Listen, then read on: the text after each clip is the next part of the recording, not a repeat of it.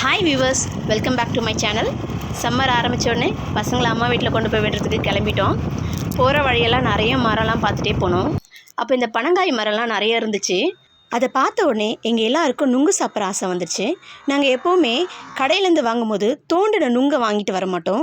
அப்படியே பனங்காய் கொலையாக வாங்கிட்டு வந்து ஒரு பனங்காயை அதுலேருந்து எடுத்து பனங்காய் தனியாக சீவி அதுலேருந்து நுங்கை தோண்டி சாப்பிடுவோம். இந்த தடவையும் அதேமாரி வாங்கிட்டு வந்தோம். என் ஹஸ்பண்ட் வந்து அந்த பனங்காயில் இருக்க தோலெல்லாம் எடுத்துகிட்டு அந்த நுங்கு நல்லா எங்களுக்கு சீவி கொடுத்தாரு. அவர் சீவின பிறகு பார்த்தா அதில் நல்லா 3 நுங்கு இருந்துச்சு. அதில் நாங்கள் நல்லா விரல் விட்டு தோண்டி எடுத்து சாப்பிட்டோம். பனங்காய் மரத்தோட அனைத்து பகுதிகளுமே ரொம்ப உபயோகமானது. அதில் இந்த இலைகளை வந்து விசிறி செய்வதற்கும், இலைகளை வந்து கூரை வீடுகளோட கூரைகள் நெய்வதற்கும், பனங்காயோட நுங்கு உடம்புக்கு ரொம்ப குளிர்ச்சி தரும். இதோட கிழங்குகளும் உடலுக்கு ரொம்ப நன்மை தருகிறது.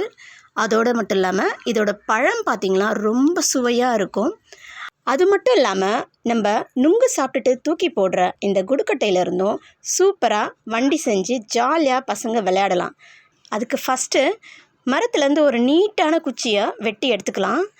அந்த குச்சியை நல்ல ஸ்ட்ராங்கான மரத்துலேருந்து வெட்டி எடுத்துக்கிட்டு அதோட சைடில் இருக்க கிளைகளெல்லாம் நல்லா சரிச்சிட்டு இலையெல்லாம் வெட்டி எடுத்துகிட்டு பசங்களுக்கு கையில் கீறாத மாதிரி சைடெல்லாம் நல்லா கிளியராக க்ளீன் பண்ணிக்கணும்.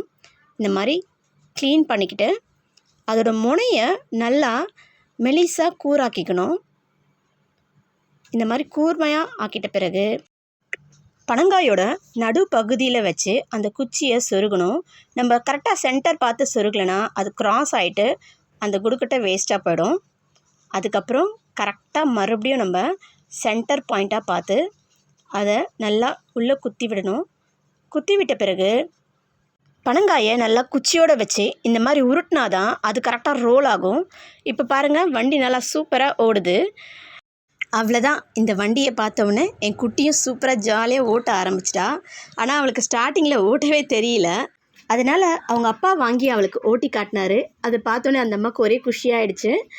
இந்த வண்டி கூடவே நாங்கள் சவுண்ட் எஃபெக்ட் கொடுக்கறதுக்காக கொடுக்கட்டையில் ஒரு ஓரமாக ஒரு பேப்பர் இல்லை பிளாஸ்டிக் எது வேணாலும் வைக்கலாம். வச்சு ஒரு ஆணியை வச்சு அடிச்சிட்டோன்னு வச்சுக்கோங்களேன், அந்த வண்டி ஓடும்போது டப்பன்னு ஒரு சவுண்டு வரும் பாருங்கள். செம்ம ஜாலியாக இருக்கும். எங்களுக்கு சின்ன வயசு ஞாபகம் தான் வந்துச்சு. இது ஒத்த வண்டி. இது போலவே ரெட்டை வண்டியும் செய்வோம் நாங்கள். இது என்னென்னா ரெட்டை குடுக்கட்டையில் நடுவில் ஒரு குச்சியை வச்சு சொருகிடணும். இது பார்த்தோன்னே என் குட்டி என்ன பண்ணா, இதை டம்பிள்ஸ் மாதிரி எடுத்து வெயிட் லிஃப்ட் பண்ண ஆரம்பிச்சிட்டா. அதில் வந்து பார்த்திங்கன்னா இந்த மாதிரி ரெடி பண்ண பிறகு அது நடுவில் வந்து ஹோல்ட் பண்ணுறதுக்காக ஒரு குச்சியை வைக்கணும். அந்த குச்சியை வச்சு அதை நல்லா கட்டி விட்டுட்டேன்னு வச்சுக்கோங்களேன், இந்த மாதிரி சூப்பராக ரோல் ஆகும். இந்த மாதிரி வண்டி ஓட்டி எத்தனை ரேஸ் வின் பண்ணியிருக்கோம் தெரியுங்களா? நீங்களும் உங்களுடைய பழைய நினைவுகளை என்ஜாய் பண்ணுங்கள். தேங்க்யூ. சுற்றி வந்து பம்பாய்க்கு போனதாக சொல்லினோம்.